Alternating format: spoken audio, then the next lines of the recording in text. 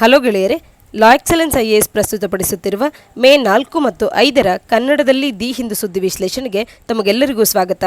ನಿನ್ನೆ ಹಾಗೂ ಮೊನ್ನೆ ಅಂದರೆ ಮೇ 4 ಮತ್ತು 5ರಂದು ವಿಡಿಯೋವನ್ನು ಅಪ್ಲೋಡ್ ಮಾಡೋಕ್ಕಾಗಿಲ್ಲ, ಕ್ಷಮೆ ಇರಲಿ. ಮೇ 4 ಮತ್ತು 5ನೇ ತಾರೀಕಿನ ಸುದ್ದಿ ವಿಶ್ಲೇಷಣೆಯನ್ನು ಈ ವಿಡಿಯೋದಲ್ಲಿ ನೋಡೋಣ. 2021 ಪ್ರಿಲಿಮ್ಸ್ ಕಮ್ ಮೇನ್ಸ್ ಬ್ಯಾಚ್ ಅಂದರೆ PCM ಬ್ಯಾಚ್ ಅನ್ನೋದರ online zoom general studies classes May 7 start ಆಗ್ತಾ ಇದೆ. ಇದರ ಕುರಿತಂತೆ ಹೆಚ್ಚಿನ ಮಾಹಿತಿಗಾಗಿ ಈ ಕೆಳಕಂಡ ನಂಬರ್ಸ್ಗಳಿಗೆ ಕಾಂಟ್ಯಾಕ್ಟ್ ಮಾಡಿ. ಅರ್ಲಿ ಬರ್ಡ್ ಆಫರ್ಸ್ಗಳನ್ನು ಪಡ್ಕೊಳ್ಳೋದಕ್ಕೆ ಆದಷ್ಟು ಶೀಘ್ರವೇ ರಿಜಿಸ್ಟರ್ ಆಗಿ. ಮೇ 1ರಂದು ನಾವು ಕೇಳಿದಂಥ ಪ್ರಿಲಿಮ್ಸ್ ಪ್ರಶ್ನೆಗಳಿಗೆ ಉತ್ತರಗಳನ್ನು ನೋಡೋಣ. ನಮ್ಮ ಮೊದಲ ಪ್ರಶ್ನೆ ಕೇಳ್ತಾ ಇದೆ, recently the world banks estimated that the corona virus is pulling back the world into poverty. In this context, consider the following statements about the implementation of MG Narega scheme in the past 6 years ಅಂತ ಹೇಳಿ.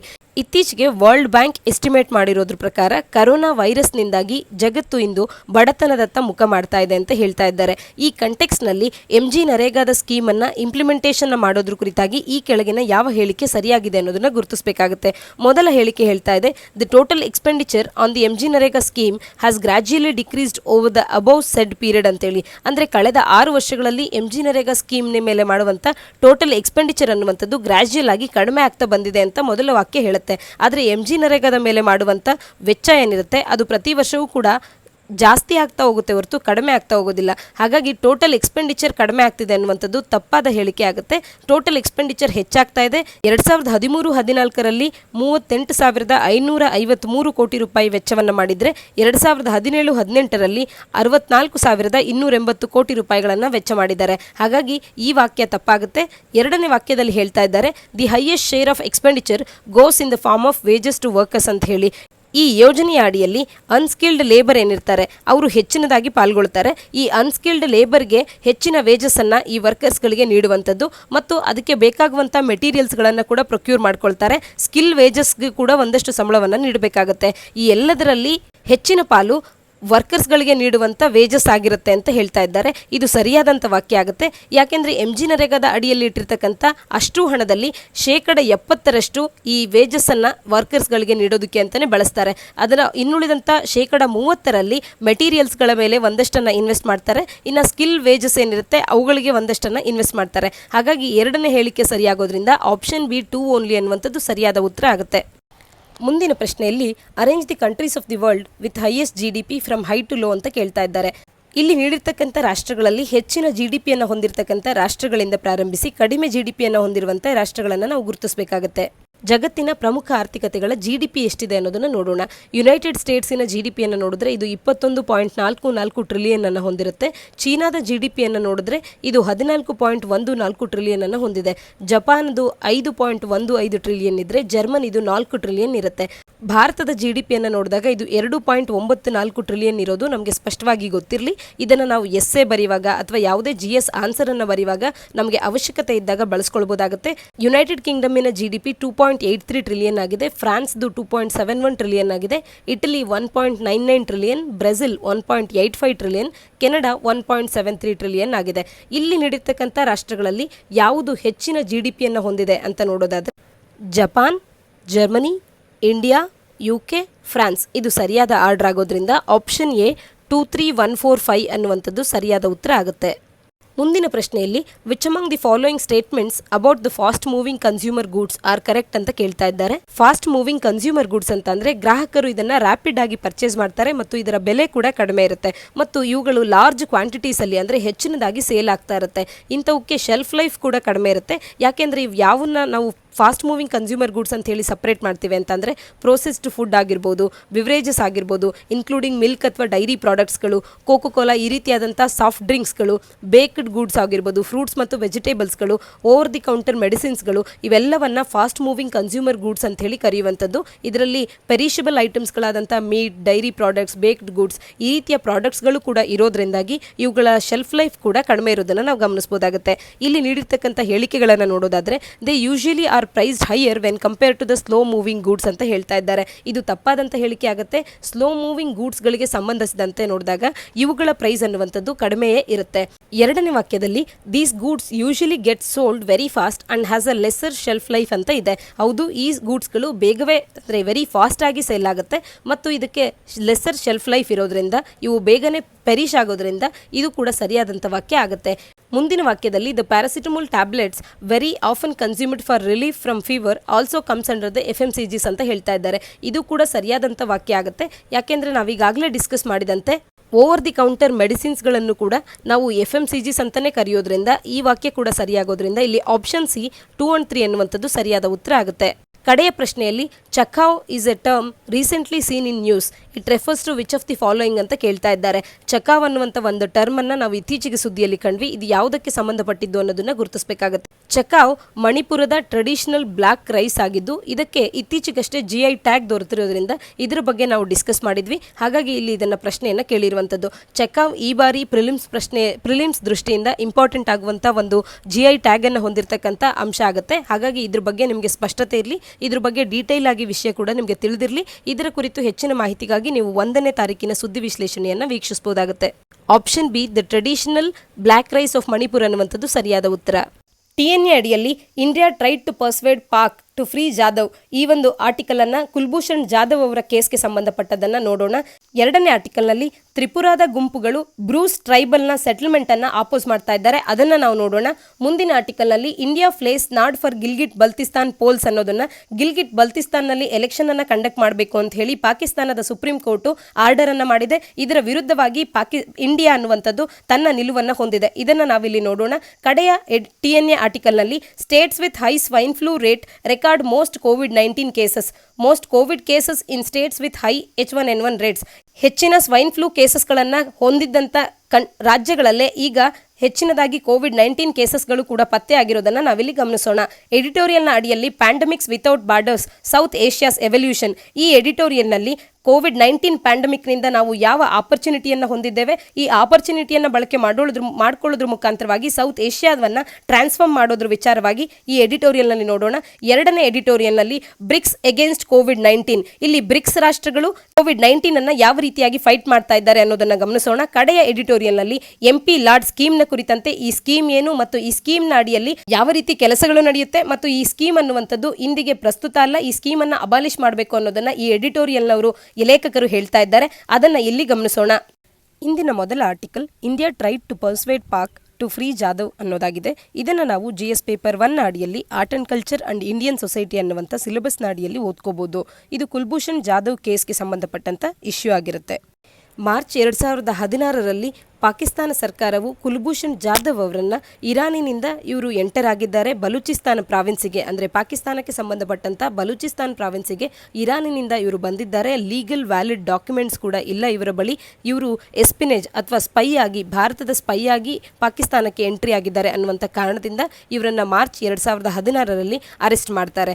ನಂತರದಲ್ಲಿ April 2017ರಲ್ಲಿ ಪಾಕಿಸ್ತಾನದ military court ಇವರ ಮೇಲೆ ಎಸ್ಪಿಯನೇಜ್, ಗುಪ್ತಚರ ದಳವಾಗಿ ಇವರು ಭಾರತದ ಪರವಾಗಿ ಕೆಲಸ ಮಾಡುವಂತವರಾಗಿದ್ದಾರೆ ಅಂತ ಹೇಳಿ ಮತ್ತು ಭಯೋತ್ಪಾದಕರಾಗಿ ಕೆಲಸ ಮಾಡುವಂತ ಕಾರ್ಯವನ್ನು ಇವರು ಮಾಡ್ತಿದ್ದಾರೆ ಅಂತ ಟೆರರಿಸಂ, ಎಸ್ಪಿಯನೇಜ್ ಮತ್ತು ಟೆರರಿಸಂ ಈ ಎರಡು ಆಪಾದನೆಗಳನ್ನ, ಈ ಎರಡು ಚಾರ್ಜಸ್ಗಳನ್ನು ಹಾಕೋದ್ರ ಮುಖಾಂತರವಾಗಿ ಪಾಕಿಸ್ತಾನದ ಮಿಲಿಟರಿ ಕೋರ್ಟ್ ಇವರನ್ನ ಡೆತ್ ಸೆಂಟೆನ್ಸ್ ಅನ್ನ ಇವರಿಗೆ ನೀಡುವಂಥದ್ದು. ಇಂಡಿಯಾ ಯಾವತ್ತೂ ಕೂಡ ಕುಲ್ಭೂಷಣ್ ಜಾಧವ್ ಅವರ ವಿಚಾರವಾಗಿ ಅವರು ಭಾರತದ ಸ್ಪೈ ಅಲ್ಲ, ಪಾಕಿಸ್ತಾನ ಇವರಿಗೆ ಕೌನ್ಸಿಲರ್ ಆಕ್ಸೆಸ್ ಅನ್ನ ಒದಗಿಸಿಕೊಡಬೇಕು. ಪಾಕಿಸ್ತಾನದ ಈ ನಿರ್ಧಾರ ಏನಿದೆ ಕುಲ್ಭೂಷಣ್ ಜಾಧವ್ ಅವರನ್ನ ಡೆತ್ ಸೆಂಟೆನ್ಸ್ಗೆ ಒಳಪಡಿಸುವಂಥದ್ದು, ಇದು ವಿಯೆನ್ನಾ ಕನ್ವೆನ್ಷನ್ ಅನ್ನ ಅವರು ಪಾಕಿಸ್ತಾನದವರು ವೈಲೇಟ್ ಮಾಡಿದ ಹಾಗೆ ಆಗುತ್ತೆ. ವಿಯೆನ್ನಾ ಕನ್ವೆನ್ಷನ್ ಎರಡು ಇಂಡಿಪೆಂಡೆಂಟ್ ರಾಷ್ಟ್ರಗಳ ನಡುವೆ ಇರುವಂಥ ಡಿಪ್ಲೊಮ್ಯಾಟಿಕ್ ರಿಲೇಷನ್ಸ್ಗಳ ಕುರಿತು ಮಾತನಾಡುವಂಥ ಒಂದು ಕನ್ವೆನ್ಷನ್ ಆಗಿದೆ. ಈ ಕನ್ವೆನ್ಷನ್ ಅನ್ನ ಪಾಕಿಸ್ತಾನ ವೈಲೇಟ್ ಮಾಡಿದಾಗೆ ಆಗುತ್ತೆ ಅಂತ ಹೇಳಿ UN ಬಾಡಿಯ ಎದುರು ಭಾರತವು ಪಿಟಿಷನ್ ಅನ್ನ ಮೂವ್ ಮಾಡಿತ್ತು. ICJನವರು ತನ್ನ ತೀರ್ಪನ್ನು ಹೊರತಂದಿದ್ದು ಜಾಧವ್ ಅವರನ್ನ ಎಕ್ಸಿಕ್ಯೂಟ್ ಮಾಡುವಂಥ ಪಾಕಿಸ್ತಾನದ ಮಿಲಿಟರಿ ಕೋರ್ಟಿನ ತೀರ್ಪೇನಿದೆ ಇದನ್ನು ಮತ್ತೊಮ್ಮೆ ರಿವ್ಯೂ ಮಾಡ್ಕೋಬೇಕಾಗತ್ತೆ ಮತ್ತು ರೀಕನ್ಸಿಡರ್ ಮಾಡ್ಕೋಬೇಕಾಗತ್ತೆ ಅಂತ ಹೇಳಿರುವಂಥದ್ದನ್ನು ನಾವಿಲ್ಲಿ ಗಮನಿಸಬಹುದಾಗುತ್ತೆ. ಇದರ ಮುಖಾಂತರವಾಗಿ ಇವರ ಮೇಲೆ, ಅಂದರೆ ಕುಲ್ಭೂಷಣ್ ಜಾಧವ್ ಅವರ ಮೇಲೆ ನೀಡಿದಂಥ ಡೆತ್ ಸೆಂಟೆನ್ಸ್ ಏನಿತ್ತು ಇದನ್ನು ಪಾಕಿಸ್ತಾನದ ಮಿಲಿಟರಿ ಕೋರ್ಟಿನ ಬದಲಾಗಿ ಪ್ರಾಬಬ್ಲಿ ಅಲ್ಲಿನ ಸಿವಿಲ್ ಕೋರ್ಟ್ ಏನಿದೆ ಅದು ಮತ್ತೊಮ್ಮೆ ಇದನ್ನು ರಿವ್ಯೂ ಮಾಡ್ಬೋದಾಗುತ್ತೆ. ಈ ಸಿವಿಲ್ ಕೋರ್ಟ್ ಇದನ್ನು ರಿವ್ಯೂ ಮಾಡಿದ್ದೆ ಆದಲ್ಲಿ ಕುಲ್ಭೂಷಣ್ ಜಾಧವ್ ಅವರಿಗೆ ಇಲ್ಲಿ ಹೆಚ್ಚಿನ ರೆಪ್ರೆಸೆಂಟೇಷನ್ ಇರುತ್ತೆ. ಸಿವಿಲ್ ಕೋರ್ಟ್ ನಲ್ಲಿ ಈ ಕೇಸನ್ನ ಫ್ರೆಶ್ ಆಗಿ ಕೂಡ ಹಿಯರ್ ಮಾಡಲಾಗುತ್ತೆ. ಇದರಿಂದ ಭಾರತಕ್ಕೆ ಕುಲ್ಭೂಷಣ್ ಜಾಧವ್ ಅವರ ಕೇಸ್ನ ವಿಚಾರವಾಗಿ ಒಂದಷ್ಟು ಮೇಲ್ಗೈ ದೊರಕಿದಂತೆ ಆಗಿದೆ. ಮುಂದಿನ ಆರ್ಟಿಕಲ್ನಲ್ಲಿ Tripura groups oppose settlement of Brus ಅನ್ನೋದನ್ನ ನೋಡೋಣ. ಇದನ್ನು ನಾವು GS ಪೇಪರ್ 1 ಅಡಿಯಲ್ಲಿ art and culture and Indian society ಅಡಿಯಲ್ಲಿ ಓದ್ಕೊಳ್ಬಹುದಾಗುತ್ತೆ. ಎಥ್ನಿಕ್ ಕಾನ್ಫ್ಲಿಕ್ಟ್ಸ್ ಇನ್ ತ್ರಿಪುರಾ ಈ ಇಶ್ಯೂನ ಅಡಿಯಲ್ಲಿ ಈ ಸಬ್ಜೆಕ್ಟ್ ಅನ್ನ ಅಥವಾ ಈ ಆರ್ಟಿಕಲ್ ಅನ್ನ ನಾವು ಕವರ್ ಮಾಡಬಹುದಾಗುತ್ತೆ. ಮೀಜೋ ಕನ್ವೆನ್ಷನ್ ಮತ್ತು ನಾಗರಿಕ್ ಸೇವಾ ಮಂಚ ಅನ್ನುವಂಥ ಈ ಎರಡೂ ಗುಂಪುಗಳು ಬ್ರೂಸ್ ಟ್ರೈಬಲ್ ಪೀಪಲ್ ಅನ್ನ ತ್ರಿಪುರಾದ ನಾರ್ದರ್ನ್ ಪಾರ್ಟ್ಸ್ ನಲ್ಲಿ ಸೆಟಲ್ ಮಾಡಬೇಕು ಅನ್ನೋದರ ವಿರುದ್ಧವಾಗಿ ತ್ರಿಪುರಾದ ಮುಖ್ಯಮಂತ್ರಿಗಳಿಗೆ ಒಂದು ಮೆಮೊರಂಡಮ್ ಅನ್ನ ನೀಡಿದ್ದಾರೆ. ಇದರ ವಿಚಾರವಾಗಿ ನಾವು ಈ ಆರ್ಟಿಕಲ್ ಅನ್ನ ಡಿಸ್ಕಸ್ ಮಾಡೋಣ. 1997ರಲ್ಲಿ ಮಿಜೋರಾಂನಲ್ಲಿ ಆದಂತ ಎಥ್ನಿಕ್ ವೈಲೆನ್ಸ್ ನಿಂದಾಗಿ ಬ್ರೂ ಟ್ರೈಬ್ಸ್ ಏನಿತ್ತು, ಆ ಮಿಜೋರಾಂನಲ್ಲಿ ನೆಲೆಸಿದ್ದಂತ ಸಾವಿರಾರು ಮಂದಿ ಬ್ರೂ ಟ್ರೈಬ್ಸ್ ಗಳು ಮಿಜೋರಾಂನಲ್ಲಿದ್ದಂತ ತಮ್ಮ ತಮ್ಮ ಮನೆಗಳನ್ನ ತೊರೆದು ಅವರು ಹೊರಬರುವಂತೆ ಆಯಿತು. ಅಂದಿನಿಂದ ಕೂಡ ಅವರು ತ್ರಿಪುರಾದ ರೆಫ್ಯೂಜಿ ಕ್ಯಾಂಪ್ಸ್ಗಳಲ್ಲಿಯೇ ವಾಸ ಮಾಡಬೇಕಾಗಿದೆ.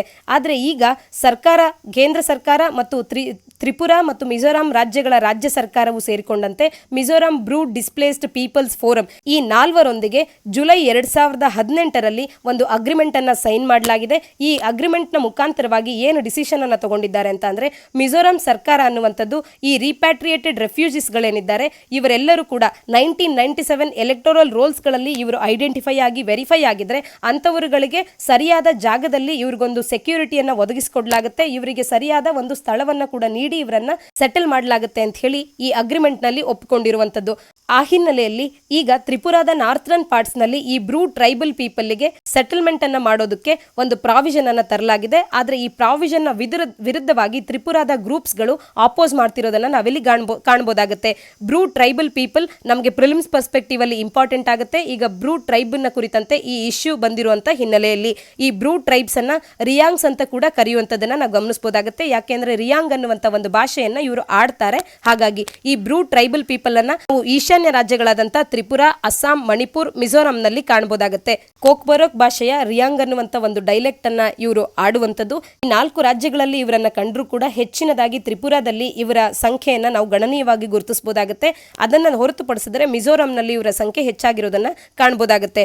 21 ಶೆಡ್ಯೂಲ್ಡ್ ಟ್ರೈಬ್ಸ್ ಗಳೇನಿದೆ ಭಾರತದಲ್ಲಿ, ಅದರಲ್ಲಿ ಬ್ರೂ ಟ್ರೈಬ್ ಕೂಡ ಒಂದಾಗಿರೋದನ್ನ ನಾವಿಲ್ಲಿ ಗಮನಿಸಬಹುದಾಗುತ್ತೆ. Bru tribes is also one of the scheduled tribe in India ಅಂತ ಹೇಳಿ ಒಂದು ವಾಕ್ಯ ಬಂದಿದ್ರೆ ಪ್ರಿಲಿಮ್ಸ್ ನಲ್ಲಿ, ಅದು ಸರಿಯಾದಂತ ವಾಕ್ಯ ಆಗಿರುತ್ತೆ. ಹಾಗಾಗಿ ಇವರ ಬಗ್ಗೆ ನಮಗೆ ಹೆಚ್ಚಿನ ಮಾಹಿತಿ ತಿಳಿದಿರಲಿ. ಈ ಆರ್ಟಿಕಲ್ನ ಹಿನ್ನೆಲೆಯಲ್ಲಿ ಒಂದು ಪ್ರಿಲಿಮ್ಸ್ ಪ್ರಶ್ನೆಯನ್ನು ನೋಡೋದಾದ್ರೆ, Bruce tribe settlement agreement was signed between which of the States ಅಂತ ಕೇಳ್ತಾ ಇದ್ದಾರೆ. ನಾವೀಗಾಗಲೇ ನೋಡಿದಂತೆ ಬ್ರೂಸ್ ಟ್ರೈಬ್ ಸೆಟಲ್ಮೆಂಟ್ ನ ಕುರಿತಂತೆ ಅಗ್ರಿಮೆಂಟ್ ಅನ್ನ ತ್ರಿಪುರಾ ಮತ್ತು ಮಿಜೋರಾಂನವರು ಮಾಡ್ಕೊಂಡಿರೋದ್ರಿಂದ ಆಪ್ಷನ್ ಎ ಸರಿಯಾದ ಉತ್ತರ ಆಗುತ್ತೆ. ಮುಂದಿನ article India flays nod for Gilgit Baltistan polls ಅನ್ನೋದಾಗಿದೆ. ಇದನ್ನು ನಾವು GS ಪೇಪರ್ 2 ನಾಡಿಯಲ್ಲಿ international relations, India and its neighbourhood relations ಅನ್ನುವಂಥ ಸಿಲೆಬಸ್ ನಾಡಿಯಲ್ಲಿ ಓದ್ಕೋಬಹುದಾಗುತ್ತೆ. ಇದು ಗಿಲ್ಗಿಟ್ ಬಲ್ತಿಸ್ತಾನ್ ರೀಜನ್ಗೆ ಸಂಬಂಧಪಟ್ಟಂತ ಇಶ್ಯೂಗೆ ಸಂಬಂಧಪಟ್ಟಂತ ಒಂದು ಆರ್ಟಿಕಲ್ ಆಗಿದೆ. ಪಾಕಿಸ್ತಾನದ ಸುಪ್ರೀಂ ಕೋರ್ಟ್ ಪಾಕಿಸ್ತಾನದ ಸರ್ಕಾರಕ್ಕೆ ಗಿಲ್ಗಿಟ್ ಬಲ್ತಿಸ್ತಾನ್ ರೀಜನ್ ನಲ್ಲಿ ಎಲೆಕ್ಷನ್ಸ್ ಅನ್ನ ಕಂಡಕ್ಟ್ ಮಾಡೋದಕ್ಕೆ ಆರ್ಡರ್ ಅನ್ನ ಮಾಡಿರುವಂತದನ್ನ ನಮ್ಮ ಎಕ್ಸ್ಟರ್ನಲ್ ಅಫೇರ್ಸ್ ಮಿನಿಸ್ಟ್ರಿ ಅವರು, ವಿದೇಶಾಂಗ ಸಚಿವಾಲಯವು ಸ್ಟ್ರಾಂಗ್ ಆಗಿ ಪ್ರೊಟೆಸ್ಟ್ ಮಾಡ್ತಾ ಇದೆ. ಯಾಕೆ ಅಂದ್ರೆ ಗಿಲ್ಗಿಟ್ ಬಲ್ತಿಸ್ತಾನ್ ರೀಜನ್ ಅನ್ನುವಂಥದ್ದು ಪಾಕ್ ಆಕ್ಯುಪೈಡ್ ಕಾಶ್ಮೀರ್ ಏನಿದೆ POK ಇದರೊಳಗೆ ಬರುವಂತ ಒಂದು ಪ್ರದೇಶವಾಗಿದ್ದು, ಈ ಪ್ರದೇಶ ಅನ್ನುವಂಥದ್ದು ಭಾರತಕ್ಕೆ ಸಂಬಂಧಪಟ್ಟದ್ದು ಅನ್ನುವಂಥದ್ದು ಭಾರತದ ನಿಲುವಾಗಿರೋದ್ರಿಂದ ಗಿಲ್ಗಿಟ್ ಬಲ್ತಿಸ್ತಾನ್ ರೀಜನ್ ನಲ್ಲಿ ಎಲೆಕ್ಷನ್ಸ್ ಅನ್ನ ಕಂಡಕ್ಟ್ ಮಾಡೋದನ್ನ ಭಾರತದ ಸರ್ಕಾರವು ವಿರೋಧಿಸ್ತಾ ಇದೆ. 2009ರಿಂದ ಈ ಪಾಕಿಸ್ತಾನದವರು ಆಕ್ಯುಪೈ ಮಾಡಿರ್ತಕ್ಕಂಥ ಕಾಶ್ಮೀರದಲ್ಲಿ POK ನಲ್ಲಿ ಇರುವಂಥ Gilgit Baltistan region provincial autonomous region ಅಂತ ಹೇಳಿ ಅಲ್ಲಿ ಗುರುತಿಸಿಕೊಂಡು ಫಂಕ್ಷನ್ ಮಾಡ್ತಾ ಇರುವಂಥದ್ದು. ಆದರೆ ಈಗ ಇದಕ್ಕೆ ಒಂದು ಮೆಟೀರಿಯಲ್ ಚೇಂಜಸ್ ಅನ್ನ ತರಬೇಕು ಅಂತ ಹೇಳಿ ಫೆಡರಲ್ ಅಥಾರಿಟಿಯನ್ನ ಗಿಲ್ಗಿಟ್ ಬಲ್ತಿಸ್ತಾನದಲ್ಲಿ ತರುವಂತ ಉದ್ದೇಶದಿಂದ ಈಗ ಎಲೆಕ್ಷನ್ಸ್ ಅನ್ನ ಕಂಡಕ್ಟ್ ಮಾಡೋದಕ್ಕೆ ಹೊರಟಿದ್ದಾರೆ. ಈ ನಿಲುವನ್ನ ಭಾರತ ವಿರೋಧಿಸಿದೆ. ಇಡೀ ಜಮ್ಮು ಕಾಶ್ಮೀರವೇ ಭಾರತಕ್ಕೆ ಸಂಬಂಧಪಟ್ಟಂತ ರಾಜ್ಯವಾಗಿದ್ದು, ಇದರಲ್ಲಿ ಬರುವಂತ ಗಿಲ್ಗಿಟ್ ಬಲ್ತಿಸ್ತಾನ್ ಅನ್ನುವಂಥದ್ದು ಕೂಡ ಭಾರತಕ್ಕೆ ಸಂಬಂಧಪಟ್ಟಂತ ಒಂದು ಇಂಟಿಗ್ರಲ್ ಪಾರ್ಟ್ ಆಗಿರುತ್ತೆ. POK ರೀಜನ್ ಅನ್ನ ಪಾಕಿಸ್ತಾನ ಸರ್ಕಾರದವರು ಇಲ್ಲೀಗಲಿ ಮತ್ತು ಫೋರ್ಸಿಬಲಿ ಆಕ್ಯುಪೈ ಮಾಡಿಕೊಂಡಿದ್ದಾರೆ. ಈ POKಯ ಅಡಿಯಲ್ಲಿ ಬರುವಂತ ಗಿಲ್ಗಿಟ್ ಬಲ್ತಿಸ್ತಾನದಲ್ಲಿ ಕೂಡ ಪಾಕಿಸ್ತಾನ ಸರ್ಕಾರವು ಯಾವುದೇ ಚೇಂಜಸ್ ಅನ್ನ ಮಾಡೋದಕ್ಕೆ ಇವರಿಗೆ ಲೋಕಸ್ ಸ್ಟ್ಯಾಂಡಿ ಇರೋದಿಲ್ಲ ಅಂತ ಹೇಳಿ, ಅಂದ್ರೆ ಯಾವುದೇ ಪವರ್ ಅನ್ನುವಂಥದ್ದು ಇವರಿಗೆ ಈ ರೀತಿಯಾದಂತಹ ಬದಲಾವಣೆಗಳನ್ನ ಗಿಲ್ಗಿಟ್ ಬಲ್ತಿಸ್ತಾನದಲ್ಲಿ ತರೋದಕ್ಕೆ ಇರೋದಿಲ್ಲ. ಹಾಗಾಗಿ ಯಾವ ಬದಲಾವಣೆಯೂ ಅಲ್ಲಿ ಆಗಬೇಕಾಗಿಲ್ಲ ಅಂತ ಹೇಳಿ ಭಾರತದ ನಿಲುವಾಗಿದೆ. ಗಿಲ್ಗಿಟ್ ಬಲ್ತಿಸ್ತಾನದ ಎಕ್ಸಾಕ್ಟ್ ಲೊಕೇಶನ್ ಎಲ್ಲಿದೆ ಅಂತ ನೋಡೋದಾದರೆ ಇದಿಷ್ಟು ಇಲ್ಲಿ ಚಿತ್ರದಲ್ಲಿ ನೀಡಿರ್ತಕ್ಕಂಥ ಇದಿಷ್ಟು ಭಾರತಕ್ಕೆ ಸೇರಿದಂಥ ಜಮ್ಮು ಕಾಶ್ಮೀರವಾಗಿದ್ದರೆ ಇದರಲ್ಲಿ ಪಾಕಿಸ್ತಾನ್ ಆಕ್ಯುಪೈಡ್ ಕಾಶ್ಮೀರ್ ಕೂಡ ಇದೆ. ಈ POK ಅಂತ ಅಂದರೆ ಗ್ರೀನ್ ಕಲರ್ ಮತ್ತು ಯೆಲ್ಲೋ ಕಲರ್ನಲ್ಲಿ ಇರುವಂಥದ್ದು POKಗೆ ಸಂಬಂಧಪಟ್ಟಂಥ ರೀಜನ್ ಆಗಿದೆ. ಇದರಲ್ಲಿ ಈ ಯೆಲ್ಲೋ ಕಲರ್ನಲ್ಲಿ ಇರುವಂಥ ರೀಜನ್ ಇದು ಗಿಲ್ಗಿಟ್ ಬಲ್ತಿಸ್ತಾನ್ ಆಗಿದೆ. ಗಿಲ್ಗಿಟ್ ಬಲ್ತಿಸ್ತಾನ್ ರೀಜನ್ ಅನ್ನು ನಾವು ನಾರ್ದರ್ನ್ ಪಾಕಿಸ್ತಾನದಲ್ಲಿ ಕಾಣಬಹುದಾಗುತ್ತೆ. ಇದು ಚೀನಾದೊಂದಿಗೆ ನಾರ್ತ್ನಲ್ಲಿ ತನ್ನ ಬಾರ್ಡರ್ ಅನ್ನು ಹಂಚಿಕೊಂಡಿದೆ, ಅಫ್ಘಾನಿಸ್ತಾನದೊಂದಿಗೆ ವೆಸ್ಟ್ನಲ್ಲಿ ತನ್ನ ಬಾರ್ಡರ್ ಅನ್ನು ಹಂಚಿಕೊಂಡಿದೆ, ಹಾಗೆ ತಜಿಕಿಸ್ತಾನದೊಂದಿಗೆ ಕೂಡ ನಾರ್ತ್ ವೆಸ್ಟ್ನಲ್ಲಿ ಬಾರ್ಡರ್ ಅನ್ನು ಶೇರ್ ಮಾಡುತ್ತೆ, ಕಾಶ್ಮೀರದೊಂದಿಗೆ ಕೂಡ ಬಾರ್ಡರ್ ಅನ್ನು ಶೇರ್ ಮಾಡುತ್ತೆ ಸೌತ್ ಈಸ್ಟ್ನಲ್ಲಿ. ಗಿಲ್ಗಿಟ್ ಬಲ್ತಿಸ್ತಾನ್ ಪ್ರಾವಿನ್ಸ್ ಬಗ್ಗೆ ನಮಗೆ ಪ್ರಿಲಿಮ್ಸ್ನಲ್ಲಿ ಪ್ರಶ್ನೆ ಬಂದರೂ ಬರ್ಬೋದು. ಹಾಗಾಗಿ ಇದು ಇರುವಂಥ ರೀಜನ್ ಯಾವುದು ಮತ್ತು ಇದು ಯಾವ ಯಾವ ರಾಷ್ಟ್ರಗಳೊಟ್ಟಿಗೆ ಬಾರ್ಡರ್ನ ಶೇರ್ ಮಾಡುತ್ತೆ ಇದ್ರ ಬಗ್ಗೆ ಸ್ಪಷ್ಟವಾಗಿ ಮಾಹಿತಿ ನಿಮಗೆ ತಿಳಿದಿರಲಿ. ಮುಂದಿನ article states with high swine flu rate records most ಕೋವಿಡ್-19 ಕೇಸಸ್ ಅನ್ನೋದಾಗಿದೆ. ಇದನ್ನು ನಾವು GS ಪೇಪರ್ 2ನಲ್ಲಿ social justice issues related to health ಅನ್ನುವಂಥ ಸಿಲೆಬಸ್ ನಾಡಿಯಲ್ಲಿ ಓದ್ಕೋಬಹುದಾಗುತ್ತೆ. ಇದು ಕೋವಿಡ್-19 ಇಶ್ಯೂಗೆ ಸಂಬಂಧಪಟ್ಟಂತ ಒಂದು ಆರ್ಟಿಕಲ್ ಆಗಿದೆ. ಭಾರತದಲ್ಲಿ ಕೋವಿಡ್-19 ವ್ಯಾಪಕವಾಗಿ ಹರಡ್ತಾ ಇರೋದನ್ನು ಕಾಣ್ತಾ ಇದ್ದೇವೆ. ಆದರೆ ಇಲ್ಲಿ ಒಂದು ಅಂಶವನ್ನು ಗಮನಿಸಬೇಕಾಗುತ್ತೆ. ಮಹಾರಾಷ್ಟ್ರ, ಗುಜರಾತ್, ರಾಜಸ್ಥಾನ್, ಡೆಲ್ಲಿ, TN ತಮಿಳುನಾಡು ಈ 5 ರಾಜ್ಯಗಳಲ್ಲಿ 68% ಭಾರತದ ಕೋವಿಡ್-19 ಕೇಸಸ್ಗಳನ್ನು ನಾವು ಕಾಣಬಹುದಾಗುತ್ತೆ. ಮತ್ತೊಂದು ಸಾಮ್ಯತೆ ಏನು ಅಂತ ಅಂದರೆ ಈ 5 ರಾಜ್ಯಗಳಲ್ಲೇ ಕಳೆದ ದಶಕದಲ್ಲಿ ಕಳೆದ 10 ವರ್ಷದಲ್ಲಿ ನಾವು 63% ಸ್ವೈನ್ ಫ್ಲೂ ಕೇಸಸ್ಗಳನ್ನು ಕೂಡ ಕಂಡಿದ್ದಂಥದ್ದು. H1N1 ಇನ್ಫ್ಲೂಯೆನ್ಸಾಗೆ ಒಳಗಾಗಿದ್ದಂಥ ಈ 5 ರಾಜ್ಯಗಳೇನಿತ್ತು ಇದರಲ್ಲಿ 63% H1N1 ಇನ್ಫ್ಲೂಯೆನ್ಸಾಗಳನ್ನು ಕಂಡಿದ್ವಿ. ಇದೇ ರಾಜ್ಯಗಳಲ್ಲಿ ಈಗ 68% ಕೋವಿಡ್-19 ಕೇಸಸ್ಗಳನ್ನು ಕೂಡ ಗುರುತಿಸಬಹುದಾಗಿದೆ. ಇದರಿಂದ ನಮಗೆ ಸ್ಪಷ್ಟವಾಗಿ ತಿಳಿದು ಬರ್ತಾ ಇದೆ ಎಲ್ಲಿ H1N1 ಇನ್ಫ್ಲೂಯೆನ್ಸಾ ಹೆಚ್ಚಿನದಾಗಿ ಅಫೆಕ್ಟ್ ಮಾಡಿತ್ತು ಅದೇ ರಾಜ್ಯಗಳಲ್ಲಿ ಈಗ ಕೋವಿಡ್-19 ಇನ್ಫೆಕ್ಷನ್ಸ್ಗಳು ಕೂಡ ಹೆಚ್ಚಾಗಿ ಹರಡ್ತಾ ಇರೋದನ್ನು ಗಮನಿಸಬಹುದಾಗುತ್ತೆ. ಈ ಹಿನ್ನೆಲೆಯಲ್ಲಿ ಕೋವಿಡ್-19ಗೂ ಹಾಗೂ H1N1 ಇನ್ಫ್ಲೂಯೆನ್ಸಾಗೂ ಈ ಎರಡರ ನಡುವೆ ಇರ್ತಕ್ಕಂಥ ಸಾಮ್ಯತೆಗಳೇನು ಮತ್ತು ಡಿಫರೆನ್ಸಸ್ ಏನು ಅನ್ನೋದನ್ನ ನೋಡೋಣ. ಈ ಎರಡೂ ರೋಗಗಳು ಕೂಡ ನಾನ್ ಹ್ಯೂಮನ್ ಹೋಸ್ಟ್ಗಳಲ್ಲಿ ಇರುವಂಥ ವೈರಸಸ್ಗಳಿಂದ ಬಂದಿರುವಂಥ ಕಾಯಿಲೆಗಳಾಗಿರೋದನ್ನು ನಾವು ಗುರುತಿಸಬಹುದಾಗುತ್ತೆ. ಆದರೆ ಈ ಎರಡು ವೈರಸಸ್ಗಳು ಡಿಫ್ರೆಂಟ್ ಫ್ಯಾಮಿಲೀಸ್ಗಳಿಗೆ ಬಿಲಾಂಗ್ ಆಗಿರೋದು ಇಲ್ಲಿರುವಂಥ ಒಂದು ಡಿಫ್ರೆನ್ಸಸ್ ಅಂತಾನೆ ಹೇಳ್ಬೋದಾಗುತ್ತೆ. ನಾನ್ ಹ್ಯೂಮನ್ ಹೋಸ್ಟ್ ಅಂತ ಅಂದ್ರೆ ಪ್ರಾಣಿಗಳಿಂದ ಬಂದಿರುವಂಥ ವೈರಸಸ್ಗಳಿಂದ ಬಂದಿರುವಂಥ ಕಾಯಿಲೆಗಳಾಗಿದೆ. ಹಾಗಾಗಿ ಈ ಎರಡನ್ನು ಕೂಡ ಝೂನೋಟಿಕ್ ಡಿಸೀಸಸ್ ಅಂತ ನಾವು ಕರಿಬೋದಾಗುತ್ತೆ. ಈ ಎರಡೂ ಕೂಡ ಲಂಗ್ಸ್ ಅನ್ನ ಇನ್ಫಿಲ್ಟ್ರೇಟ್ ಮಾಡುತ್ತೆ ಮತ್ತು ಕ್ಯಾರೆಕ್ಟರಿಸ್ಟಿಕ್ ಪಲ್ಮನರಿ ಕೂಡ ಕಾಸ್ ಮಾಡುತ್ತೆ. ಆದರೆ ಈ ಎರಡರ ನಡುವೆ ಲಿಥಾಲಿಟಿ ಅನ್ನುವಂಥದ್ದು ಡಿಫ್ರೆನ್ಸ್ ಆಗಿರೋದನ್ನ ಕಾಣಬಹುದಾಗುತ್ತೆ. ಫೆಟಾಲಿಟಿ ರೇಟ್ಸ್ ಅನ್ನುವಂಥದ್ದು ಡಿಫ್ರೆಂಟ್ ಆಗಿರೋದನ್ನ ಕಾಣಬಹುದಾಗುತ್ತೆ. ಫೆಟಾಲಿಟಿ ರೇಟ್ಸ್ ಅಂದ್ರೆ ಈ ಕಾಯಿಲೆಗಳಿಗೆ ಬಂದಂತ ನಂತರದಲ್ಲಿ ಈ ಕಾಯಿಲೆಯಿಂದ ಸತ್ತಂತವರ ಸಂಖ್ಯೆ ಅನ್ನುವಂಥದ್ದು ಈ ಎರಡರ ಕಾಯಿಲೆಯಲ್ಲೂ ಡಿಫ್ರೆನ್ಸ್ ಇರೋದನ್ನ ಕಾಣಬಹುದಾಗುತ್ತೆ. ಸ್ವೈನ್ ಫ್ಲೂ ಅಂದ್ರೆ H1N1 ಇನ್ಫ್ಲೂಯೆನ್ಸಾದಲ್ಲಿ ಹೆಚ್ಚಿನ ಫೆಟಾಲಿಟಿ ರೇಟ್ ಇದ್ದಿದ್ದನ್ನ ಕೂಡ ಕಾಣಬಹುದಾಗುತ್ತೆ. ಈ H1N1 ನಿಂದ ಮಕ್ಕಳಲ್ಲಿ ಸಿಗ್ನಿಫಿಕೆಂಟ್ ಡೆತ್ ಅನ್ನ ನಾವು ಕಾಣಬಹುದಾಗಿತ್ತು. 60 ವರ್ಷದ ಒಳಪಟ್ಟವರಲ್ಲೂ ಕೂಡ ಹೆಚ್ಚಿನ ಸಾವನ್ನ ನಾವು ಸ್ವೈನ್ ಫ್ಲೂ ನಲ್ಲಿ ಕಾಣ್ತಾ ಇದ್ವಿ. ಆದ್ರೆ ಕೋವಿಡ್-19 ಅನ್ನುವಂತ ಈ ರೋಗ ರಿಲೇಟಿವ್ಲಿ 60 ವರ್ಷ ಮೇಲ್ಪಟ್ಟವರಿಗೆ ಹೆಚ್ಚು ಡೇಂಜರಸ್ ಆಗಿರೋದನ್ನ ಕಾಣಬಹುದಾಗುತ್ತೆ. ಮಕ್ಕಳಲ್ಲಿ ಇದು ಅಷ್ಟಾಗಿ ಹಾರ್ಮ್ಲೆಸ್ ಅಲ್ಲದೆ ಇರೋದನ್ನ ಕೂಡ ನಾವು ಕಾಣಬಹುದಾಗುತ್ತೆ. ಕೋವಿಡ್-19 ಫೆಟಾಲಿಟಿ ರೇಟ್ಸ್ ಕೂಡ ಕಡಿಮೆ ಇದೆ ಅನ್ನೋದು ನಮಗೆ ಗೊತ್ತಿದೆ. ಸ್ವೈನ್ ಫ್ಲೂ H1N1 ಅನ್ನುವಂಥ ವೈರಸ್ ಇಂದ ಬರುವಂತ ಸ್ವೈನ್ ಫ್ಲೂ ವೈರಸ್ ಅಂತಾನೆ ಇದು ಕರೆಸ್ಕೊಳ್ಳುತ್ತೆ. ಇದರಿಂದ ಬರುವಂತ ಒಂದು ಫ್ಲೂ ಆಗಿದ್ದು ಇದು ನಮ್ಮ ರೆಸ್ಪಿರೇಟರಿ ಟ್ರ್ಯಾಕ್ಟಿಗೆ ಇನ್ಫೆಕ್ಷನ್ಸ್ ಅನ್ನ ಮಾಡುತ್ತೆ. ಅದು ಯಾವ ರೀತಿಯಾಗಿ ನಾವು ಸಿಂಪ್ಟಮ್ಸ್ ಅನ್ನ ಕಾಣಬಹುದು ಅಂತ ಅಂದ್ರೆ ಫ್ಲೂ ಆಗಿರ್ಬೋದು, ಕಫ್ ಆಗಿರ್ಬೋದು, ನೇಸಲ್ ಸೆಕ್ರೀಷನ್ಸ್ ಆಗಿರ್ಬೋದು, ಫೀವರ್ ಆಗಿರ್ಬೋದು, ಲಾಸ್ ಆಫ್ ಅಪೆಟೈಟ್ ಅಂದರೆ ಹಸಿವು ಆಗದೆ ಇರುವಂಥದ್ದು, ಫ್ಯಾಟಿಗ್ ಆಗಿರ್ಬೋದು, ಹೆಡ್ಏಕ್ ಆಗಿರ್ಬೋದು, ಈ ಎಲ್ಲ ಸಿಂಪ್ಟಮ್ಸ್ಗಳನ್ನು ನಾವು ಸ್ವೈನ್ ಫ್ಲೂ ಬಂದಾಗ ಕಾಣಬಹುದಾಗುತ್ತೆ. ಹಿಂದೆ ಹಂದಿಗಳ ಸುತ್ತಮುತ್ತ ಇರುವಂಥ ಜನಗಳಿಗೆ ಇದು ಹೆಚ್ಚಿನದಾಗಿ ಬರ್ತಾ ಇದ್ದಂಥ ಕಾರಣದಿಂದ ಇದನ್ನ ಹಂದಿ ಜ್ವರ ಅಥವಾ ಸ್ವೈನ್ ಫ್ಲೂ ಅಂತ ಹೇಳಿ ಹೆಸರಿಸಲಾಗಿದೆ. ಆರ್ಟಿಕಲ್ನ ಹಿನ್ನೆಲೆಯಲ್ಲಿ ಒಂದು ಪ್ರಿಲಿಮ್ಸ್ ಪ್ರಶ್ನೆಯನ್ನು ನೋಡೋದಾದ್ರೆ ಈ ಕೆಳಗೆ ನೀಡಿರ್ತಕ್ಕಂಥ ಹೇಳಿಕೆಗಳಲ್ಲಿ ಯಾವುದು ಸರಿ ಅನ್ನೋದನ್ನ ಗುರುತಿಸಬೇಕಾಗುತ್ತೆ. ಮೊದಲ ಹೇಳಿಕೆ ಹೇಳ್ತಾ ಇದೆ ಕೋವಿಡ್-19 and swine flu belongs to the same family of viruses ಅಂತ ಹೇಳಿ. ಇದು ತಪ್ಪಾದಂತ ಹೇಳಿಕೆ. ಇದರ ಬಗ್ಗೆ ನಾವೀಗಾಗಲೇ ಚರ್ಚೆ ಮಾಡಿದ್ವಿ. ಎರಡಕ್ಕೂ ಕೆಲವೊಂದು ಸಾಮ್ಯತೆ ಇದ್ರೂ ಕೂಡ ಇವು ಒಂದೇ ಫ್ಯಾಮಿಲಿಯ ವೈರಸಸ್ಗಳಲ್ಲ ಅಂತ ಹೇಳಿ. ಎರಡನೇ ಹೇಳಿಕೆ ಹೇಳುತ್ತೆ ಸ್ವೈನ್ ಫ್ಲೂ ಅಂಡ್ ಕೋವಿಡ್-19 ಆರ್ ಝೂನೋಟಿಕ್ ಡಿಸೀಸಸ್ ಅಂತ ಹೇಳಿ. ಇದು ಸರಿಯಾದಂತ ವಾಕ್ಯ ಆಗುತ್ತೆ. ನಾವು ನೋಡಿದ್ವಿ ಎರಡೂ ಕೂಡ ನಾನ್ ಹ್ಯೂಮನ್ ಹೋಸ್ಟ್ಗಳಿಂದ ಬರುವಂತ ವೈರಸಸ್ಗಳಿಂದ ಬಂದಂತವಾಗಿದೆ. ಹಾಗಾಗಿ ಈ ಎರಡೂ ಕೂಡ ಝೂನೋಟಿಕ್ ಡಿಸೀಸಸ್ಗಳಾಗಿರೋದು ಸರಿಯಾದ ಹೇಳಿಕೆ. ಮೂರನೇ ಹೇಳಿಕೆ ಹೇಳುತ್ತೆ persons infected with swine flu will have acquired resistance against ಕೋವಿಡ್-19 ಅಂತ ಹೇಳಿ. ಸ್ವೈನ್ ಫ್ಲೂಗೆ ಇನ್ಫೆಕ್ಟ್ ಆಗಿದ್ದಂಥ ವ್ಯಕ್ತಿಗಳು ಕೋವಿಡ್-19 ವಿರುದ್ಧವಾಗಿ ರೆಸಿಸ್ಟೆನ್ಸ್ ಅನ್ನು ಬೆಳೆಸ್ಕೊಂಡಿದ್ದೆ ಆದಲ್ಲಿ ಅದೇ ರಾಜ್ಯಗಳಲ್ಲಿ ಎಲ್ಲಿ ಸ್ವೈನ್ ಫ್ಲೂ ಹೆಚ್ಚಾಗಿ ಬಂದಿತ್ತೋ ಅದೇ ರಾಜ್ಯಗಳಲ್ಲಿ ನಾವು ಮತ್ತೊಮ್ಮೆ ಕೋವಿಡ್-19 ಇಷ್ಟರ ಮಟ್ಟಿಗೆ ಔಟ್ ಬ್ರೇಕ್ ಆಗೋದನ್ನ ಕಾಣೋದಕ್ಕೆ ಸಾಧ್ಯ ಆಗ್ತಿರ್ಲಿಲ್ಲ. ಹಾಗಾಗಿ ಸ್ವೈನ್ ಫ್ಲೂ ಇನ್ಫೆಕ್ಟೆಡ್ ಪರ್ಸನ್ಸ್ಗಳು ಕೋವಿಡ್-19ಗೆ ರೆಸಿಸ್ಟೆನ್ಸ್ ಅನ್ನು ಬೆಳೆಸ್ಕೊಂಡಿರ್ತಾರೆ ಅನ್ನುವಂಥದ್ದು ತಪ್ಪಾದಂತ ಹೇಳಿಕೆ ಆಗುತ್ತೆ. ಇಲ್ಲಿ ಆಪ್ಷನ್ ಡಿ ಟು ಓನ್ಲಿ ಅನ್ನುವಂಥದ್ದು ಮಾತ್ರವೇ ಸರಿಯಾದ ಉತ್ತರ ಆಗುತ್ತೆ. ಡೀಪ್ನ ಅಡಿಯಲ್ಲಿನ ಎಡಿಟೋರಿಯಲ್ಸ್ಗಳನ್ನು ಡಿಸ್ಕಸ್ ಮಾಡೋಣ. ಮೊದಲ ಎಡಿಟೋರಿಯಲ್ ಬ್ರಿಕ್ಸ್ ಅಗೇನ್ಸ್ಟ್ ಕೋವಿಡ್-19 ಅನ್ನೋದಾಗಿದೆ. ಇದನ್ನು ನಾವು GS ಪೇಪರ್ 2ನ ಅಡಿಯಲ್ಲಿ international relations bilateral groupings involving India ಅನ್ನುವಂಥ ಸಿಲೆಬಸ್ನ ಅಡಿಯಲ್ಲಿ ಓದ್ಕೋಬಹುದಾಗುತ್ತೆ. ಇದು ಕೂಡ ಕೋವಿಡ್-19 ಇಶ್ಯೂಗೆ ಸಂಬಂಧಪಟ್ಟಂತ ಒಂದು ಆರ್ಟಿಕಲ್ ಆಗಿದೆ. ನಾವೆಲ್ ಕರೋನಾ ವೈರಸ್ನ ವಿರುದ್ಧವಾಗಿ ಜಾಗತಿಕವಾಗಿ ನಾವು ಹೋರಾಟವನ್ನು ಮಾಡ್ತಾ ಇದ್ದೇವೆ. ಬ್ರಿಕ್ಸ್ ರಾಷ್ಟ್ರಗಳು ಕೂಡ ಆಕ್ಟಿವ್ ಆಗಿ ತಮ್ಮ ಪಾರ್ಟಿಸಿಪೇಷನ್ ಅನ್ನ ಈ ಕೋವಿಡ್-19 ಎಗೇನ್ಸ್ಟ್ ಆಗಿ ಇನ್ವಾಲ್ವ್ ಮಾಡ್ಕೊಂಡಿರೋದನ್ನ ನಾವಿಲ್ಲಿ ಗಮನಿಸಬಹುದಾಗುತ್ತೆ. ಬ್ರಿಕ್ಸ್ ರಾಷ್ಟ್ರಗಳಿಂದ ಮುಂದಿನ ದಿನಗಳಲ್ಲಿ ಇನ್ನೇನನ್ನ ಮಾಡಬಹುದು ಕೋವಿಡ್-19 ಅನ್ನ ಫೈಟ್ ಮಾಡುವಂತ ವಿಚಾರದಲ್ಲಿ ಅಂತ ಅಂದ್ರೆ, ಬ್ರಿಕ್ಸ್ ರಾಷ್ಟ್ರಗಳು 5 ಸೇರ್ಕೊಂಡು ಅವರ ರಿಸೋರ್ಸಸ್ ಅನ್ನ ಪೂಲ್ ಮಾಡ್ಕೊಳ್ಳೋದ್ರ ಮುಖಾಂತರವಾಗಿ ಮತ್ತೆ ಅವರ ಎಫರ್ಟ್ಸ್ ಅನ್ನ ಕೋಆರ್ಡಿನೇಟ್ ಮಾಡ್ಕೊಳ್ಳೋದ್ರ ಮುಖಾಂತರವಾಗಿ WHO ಮತ್ತು ಯುರೋಪ್ ಮತ್ತು ನಾರ್ತ್ ಅಮೆರಿಕಾ ಈ ಎಲ್ಲರೊಟ್ಟಿಗೆ ಪಾರ್ಟ್ನರ್ಶಿಪ್ ಅನ್ನು ಹೊಂದೋದ್ರ ಮುಖಾಂತರವಾಗಿ ಈ ಕೋವಿಡ್-19 ಅನ್ನುವಂಥ ಈ ವೈರಸ್ಸಿನ ವಿರುದ್ಧವಾಗಿ ಫೈಟ್ ಮಾಡಬೇಕಾಗಿದೆ ಮತ್ತು ರೊಬಸ್ಟ್ ಇನ್ಸ್ಟಿಟ್ಯೂಷನಲ್ ಹ್ಯುಮ್ಯಾನಿಟೇರಿಯನ್ ಅಸಿಸ್ಟೆನ್ಸ್ ಅನ್ನ ಇವರು ನೀಡಬೇಕಾಗಿದೆ. ಡಿಸಾಸ್ಟರ್ ರಿಲೀಫ್ ರೆಸ್ಪಾನ್ಸ್ ಅನ್ನ ಕೂಡ ಇಂಪ್ರೂವ್ ಮಾಡ್ಕೊಳ್ಬೇಕಾಗಿದೆ ಈ ರಾಷ್ಟ್ರಗಳು ಮುಂದಿನ ದಿನಗಳಲ್ಲಿ. ಎಮರ್ಜಿಂಗ್ ಎಕಾನಮೀಸ್ಗಳು ಮತ್ತು ಗ್ಲೋಬಲ್ ಸೌತ್ಗೆ ಈ ಎರಡಕ್ಕೂ ಕೂಡ ಸ್ಪೆಷಲ್ ಫೋಕಸ್ ಅನ್ನು ನೀಡ್ತಾ ಒಟ್ಟಾರೆ ತನ್ನೆಲ್ಲ ರಿಸೋರ್ಸಸ್ಗಳನ್ನು ಈ ಕೋವಿಡ್-19 ಅನ್ನು ಫೈಟ್ ಮಾಡೋದಕ್ಕೆ ಮತ್ತು ಹೋಲ್ ರೇಂಜ್ ಆಫ್ ನ್ಯಾಚುರಲ್ ಡಿಸಾಸ್ಟರ್ಸ್ಗಳನ್ನೇ ಫೈಟ್ ಮಾಡೋದಕ್ಕೆ ಅಂತ ಹೇಳಿ ನಾವು ಒಟ್ಟುಗೂಡಿಸ್ಕೊಳ್ಬೇಕಾಗಿದೆ. ಸ್ಪೆಷಲ್ ಫೋಕಸ್ ಅನ್ನು ಎಮರ್ಜಿಂಗ್ ಎಕಾನಮೀಸ್ಗಳ ಮೇಲೆ, ಗ್ಲೋಬಲ್ ಸೌತ್ನ ಮೇಲೆ ನೀಡಬೇಕಾಗಿದೆ. ಬ್ರಿಕ್ಸ್ ರಾಷ್ಟ್ರಗಳಿಗೆ ಸೇರಿದಂಥ ಶಾಂಘೈನಲ್ಲಿ ಇರುವಂಥ ನ್ಯೂ ಡೆವಲಪ್ಮೆಂಟ್ ಬ್ಯಾಂಕ್ ಈಗಾಗಲೇ ಕೋವಿಡ್-19 ಅನ್ನು ಕಂಬ್ಯಾಟ್ ಮಾಡೋದಕ್ಕೆ ಅಂತ ಹೇಳಿ ಫಿನಾನ್ಷಿಯಲ್ ರಿಸೋರ್ಸಸ್ ಅನ್ನ ಅಲೋಕೇಟ್ ಮಾಡ್ತಾ ಇದೆ. ಬ್ರಿಕ್ಸ್ ರಾಷ್ಟ್ರಗಳ ಈ ನ್ಯೂ ಡೆವಲಪ್ಮೆಂಟ್ ಬ್ಯಾಂಕ್ ಈ ಪ್ಯಾಂಡಮಿಕ್ ಅನ್ನ ಅಡ್ರೆಸ್ ಮಾಡೋದು ಯಾವ ರೀತಿ ಅಂತ ಹೇಳಿ ತನ್ನ ಫಿನಾನ್ಷಿಯಲ್ ಮಾಡೆಲ್ನ ಮುಖಾಂತರವಾಗಿ ಡೆಮಾನ್ಸ್ಟ್ರೇಟ್ ಮಾಡಿದೆ. ಅದೇ ರೀತಿಯಾಗಿ ನ್ಯಾಚುರಲ್ ಡಿಸಾಸ್ಟರ್ಸ್ ಅನ್ನು ಕೂಡ ಅಡ್ರೆಸ್ ಮಾಡೋದಕ್ಕೆ ಒಂದು ಟೆಂಪ್ಲೇಟ್ ಆಗಬೇಕಾಗಿದೆ ಮುಂದಿನ ದಿನಗಳಲ್ಲಿ. ಅಂದ್ರೆ ಮುಂಬರುವ ನೈಸರ್ಗಿಕ ವಿಕೋಪಗಳಿಗೂ ಕೂಡ ಇದೇ ರೀತಿಯಾಗಿ ಫಿನಾನ್ಷಿಯಲ್ ಅಸಿಸ್ಟೆನ್ಸ್ ಅನ್ನ ನೀಡೋದ್ರ ಕಡೆ ಒಂದು ಫಿನಾನ್ಷಿಯಲ್ ಮಾಡೆಲ್ ಅನ್ನ ಇದು ರೂಪಿಸಿಕೊಳ್ಬೇಕಾಗಿದೆ. ಈ ಎಡಿಟೋರಿಯಲ್ನ ಹಿನ್ನೆಲೆಯಲ್ಲಿ ಬ್ರಿಕ್ಸ್ನ ಕುರಿತಂತೆ ಒಂದಷ್ಟು ಮಾಹಿತಿಯನ್ನು ತಿಳ್ಕೊಳ್ಳೋಣ. Brazil, Russia, India, China, south Africa ಈ 5 ಸದಸ್ಯ ರಾಷ್ಟ್ರಗಳನ್ನು ಒಳಗೊಂಡಂತ ಒಂದು ಸಂಸ್ಥೆಯೇ ಬ್ರಿಕ್ಸ್ ಆಗಿರುವಂತದ್ದು. ಈ 5 ಸದಸ್ಯ ರಾಷ್ಟ್ರಗಳ ಮೊದಲ ಅಕ್ಷರವನ್ನ ತೆಗೆದುಕೊಳ್ಳೋದ್ರ ಮುಖಾಂತರವಾಗಿ ಒಂದು ಆಕ್ರೋನಿಮ್ ಆಗಿ ಬ್ರಿಕ್ಸ್ ಅನ್ನುವಂತ ಒಂದು ಗ್ಲೋಬಲ್ ಗ್ರೂಪಿಂಗ್ ಅನ್ನ ನಾವು ಕಾಣಬಹುದಾಗುತ್ತೆ. ಬ್ರಿಕ್ಸ್ ಲೀಡರ್ಸ್ ಸಮ್ಮಿಟ್ ಅನ್ನ ವಾರ್ಷಿಕವಾಗಿ ಕನ್ವೀನ್ ಮಾಡೋದನ್ನ ಕೂಡ ಕಾಣಬಹುದಾಗುತ್ತೆ. ಬ್ರಿಕ್ಸ್ ನ ಈ ಚೇರ್ಮನ್ಶಿಪ್ ಕೂಡ ಆನ್ಯಲಿ ರೊಟೇಟ್ ಆಗ್ತಾ ಇರುತ್ತೆ. ಯಾವ ರೀತಿಯಾಗಿ ಈ ಅಕ್ರೋನಮ್ ಇದೆಯೋ ಇದೇ ಆರ್ಡರ್ ನಲ್ಲಿ ಇದು ಆನ್ಯಲಿ ರೊಟೇಟ್ ಆಗೋದನ್ನ ಕೂಡ ಕಾಣಬಹುದಾಗುತ್ತೆ.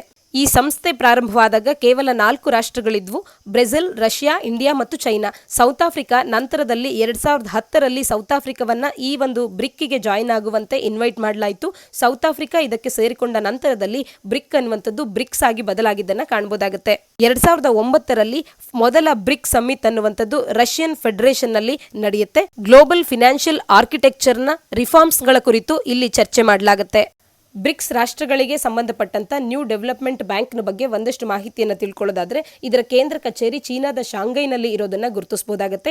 2012ರಲ್ಲಿ 4ನೇ ಬ್ರಿಕ್ಸ್ ಸಮ್ಮಿಟ್ ಅನ್ನುವಂಥದ್ದು ನ್ಯೂ ಡೆಲ್ಲಿಯಲ್ಲಿ ಆಯಿತು. ಆ ಸಂದರ್ಭದಲ್ಲಿ ಒಂದು ನ್ಯೂ ಡೆವಲಪ್ಮೆಂಟ್ ಬ್ಯಾಂಕ್ ಅನ್ನ ಪ್ರಾರಂಭ ಮಾಡೋದ್ರ ಬಗ್ಗೆ ನಿರ್ಧಾರವನ್ನ ತಗೊಂಡ್ರು. ಬ್ರಿಕ್ಸ್ ರಾಷ್ಟ್ರಗಳಲ್ಲಿ ಮತ್ತು ಇನ್ನುಳಿದಂತ ಎಮರ್ಜಿಂಗ್ ಎಕಾನಮೀಸ್ಗಳಲ್ಲಿ ಮತ್ತು ಡೆವಲಪಿಂಗ್ ಕಂಟ್ರೀಸ್ಗಳಲ್ಲಿ ಇನ್ಫ್ರಾಸ್ಟ್ರಕ್ಚರ್ ಅನ್ನ ಡೆವಲಪ್ ಮಾಡೋದಕ್ಕೆ, ಸಸ್ಟೈನಬಲ್ ಡೆವಲಪ್ಮೆಂಟ್ ಪ್ರಾಜೆಕ್ಟ್ಸ್ ಗಳನ್ನ ಮಾಡೋದಕ್ಕೆ, ರಿಸೋರ್ಸ್ ಗಳನ್ನ ಮೊಬಿಲೈಸ್ ಮಾಡುವಂತ ಉದ್ದೇಶದಿಂದ ಈ ನ್ಯೂ ಡೆವಲಪ್ಮೆಂಟ್ ಬ್ಯಾಂಕ್ ಅನ್ನ ಶಾಂಘೈನಲ್ಲಿ ಓಪನ್ ಮಾಡಲಾಯಿತು. 2014ರಲ್ಲಿ ಫೋರ್ಟಜೆಲ್ಲಾನಲ್ಲಿ ನಡೆದಂತ ಬ್ರಿಕ್ಸ್ ಸಮ್ಮಿಟ್ನಲ್ಲಿ, 6ನೇ ಬ್ರಿಕ್ಸ್ ಸಮ್ಮಿಟ್ನಲ್ಲಿ ಈ ಬ್ರಿಕ್ಸ್ ರಾಷ್ಟ್ರಗಳ ಲೀಡರ್ಸ್ ಎಲ್ಲರೂ ಕೂಡ ಅಗ್ರಿಮೆಂಟ್ಗೆ ಸೈನ್ ಮಾಡೋದ್ರ ಮುಖಾಂತರವಾಗಿ ಈ ನ್ಯೂ ಡೆವಲಪ್ಮೆಂಟ್ ಬ್ಯಾಂಕ್ ಅನ್ನ ಎಸ್ಟಾಬ್ಲಿಷ್ ಮಾಡಲಾಯಿತು.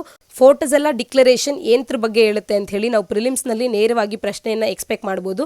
ಫೋರ್ಟಜೆಲ್ಲಾ ಡಿಕ್ಲರೇಷನ್ ಅನ್ನುವಂಥದ್ದು ಏನನ್ನ ಸ್ಟ್ರೆಸ್ ಮಾಡುತ್ತೆ ಅಂತ ಅಂದ್ರೆ, ನ್ಯೂ ಡೆವಲಪ್ಮೆಂಟ್ ಬ್ಯಾಂಕ್ ಅನ್ನುವಂಥದ್ದು ಬ್ರಿಕ್ಸ್ ರಾಷ್ಟ್ರಗಳಲ್ಲಿನ ಕೋಆಪರೇಷನ್ ಅನ್ನು ಸ್ಟ್ರೆಂಥನ್ ಮಾಡಬೇಕು ಮತ್ತು ಮಲ್ಟಿಲ್ಯಾಟ್ರಲ್ ಮತ್ತು ರೀಜನಲ್ ಫಿನಾನ್ಷಿಯಲ್ ಇನ್ಸ್ಟಿಟ್ಯೂಟ್ಸ್ಗಳೇನಿದೆ ಈ ಇನ್ಸ್ಟಿಟ್ಯೂಟ್ಸ್ಗಳಿಗೆ ಗ್ಲೋಬಲ್ ಡೆವಲಪ್ಮೆಂಟ್ನ ಉದ್ದೇಶಕ್ಕಾಗಿ ಅವರುಗಳು ಏನು ಎಫರ್ಟ್ಸ್ ಅನ್ನು ಆಗ್ತಾ ಇದ್ದಾರೆ ಆ ಎಫರ್ಟ್ಸಿಗೆ ನಾವು ಸಪ್ಲಿಮೆಂಟ್ ಮಾಡಬೇಕು, ಅವರುಗಳಿಗೆ ಫಿನಾನ್ಷಿಯಲ್ ಅಸಿಸ್ಟೆನ್ಸ್ ಅನ್ನು ನೀಡೋದ್ರ ಮುಖಾಂತರವಾಗಿ. ಇದು ಫೋರ್ಟಜೆಲ್ಲಾ ಡಿಕ್ಲರೇಷನ್ ಆಗಿದೆ.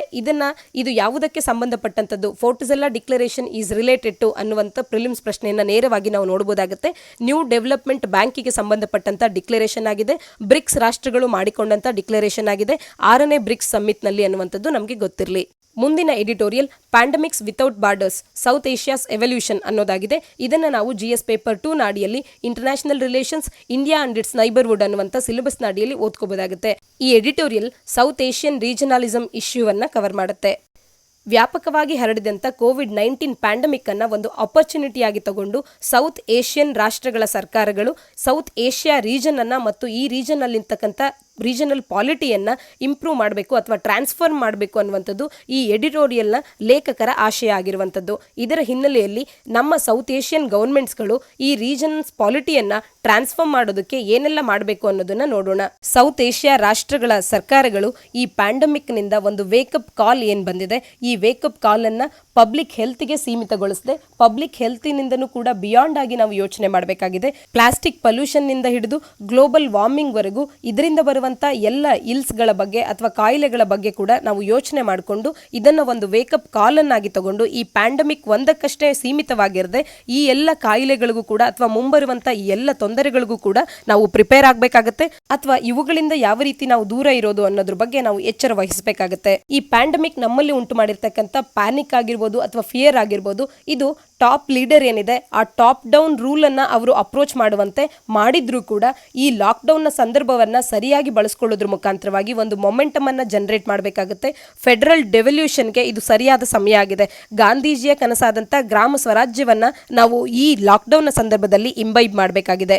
ಅಂದ್ರೆ ಇಂಥ ಸಂದರ್ಭದಲ್ಲಿ ಲಾಕ್ಡೌನ್ ನ ಸಮಯವನ್ನ ಬಳಸಿಕೊಳ್ಳೋದ್ರ ಮುಖಾಂತರವಾಗಿ ಫೆಡರಲ್ ಡೆವಲ್ಯೂಷನ್ನ ಮಹತ್ವವನ್ನ ನಾವು ಅರಿತುಕೊಳ್ಬೇಕಾಗಿದೆ. ಗ್ರಾಮ ಸ್ವರಾಜ್ಯವನ್ನ ನಾವು ಎಂಪವರ್ ಮಾಡಬೇಕಾಗಿದೆ. ಸೌತ್ ಏಷ್ಯಾದ ರಾಷ್ಟ್ರಗಳಲ್ಲಿ ತನ್ನ ಸಿಟಿಸನ್ಸ್ ಗಳ ಬಗ್ಗೆ ಇರುವಂತ ಲ್ಯಾಕ್ ಆಫ್ ಕೇರಿಂಗ್ ಏನಿದೆ ಇದನ್ನ ನಾವು ರಿವರ್ಸ್ ಮಾಡಬೇಕಾಗಿದೆ.